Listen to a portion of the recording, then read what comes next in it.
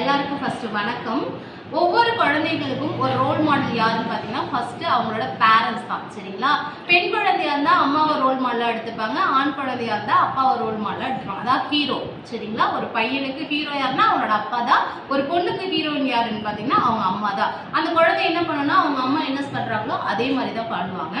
இப்போ ஒரு படத்துல பார்த்த ஒரு குழந்தை வந்து சாரி கேட்குறாங்க அம்மா கிட்ட.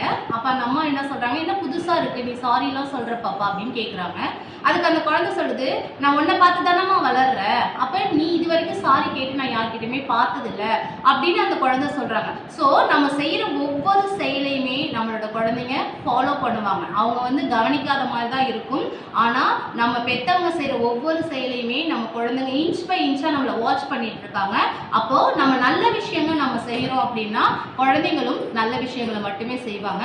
நம்ம யாருக்காவது கெடுதல் பண்றோம், கெடுதலை பத்தி நம்ம பேசினாலும் கூட அதை குழந்தைங்க அப்சர்வ் பண்ணிட்டு அதையே ஃபாலோ பண்ணுவாங்க. ஸோ உங்க குழந்தைங்களுக்கு முன்னாடி நீங்க எப்பயுமே எப்படி இருக்கீங்கன்னா ஒரு ஹீரோவா தெரியணும் அப்படின்னா நீங்க நல்ல விஷயங்களை மட்டும் பேசுங்க, நல்ல விஷயங்களை மட்டும் செய்யுங்க.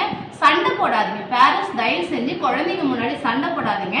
அதுபடி நீங்க போடும்போது குழந்தைங்களோட மனசு ரொம்பவே பாதிக்கும். ஸோ நல்ல விஷயங்களை மட்டும், பாசிட்டிவான விஷயங்களை மட்டும் நம்ம குழந்தைங்க மனசுல நீங்க பதிய வைக்கணும்னா நீங்க அதை ஃபர்ஸ்ட் ஃபாலோ பண்ணுங்க. ஓகேங்களா? தேங்க்யூ.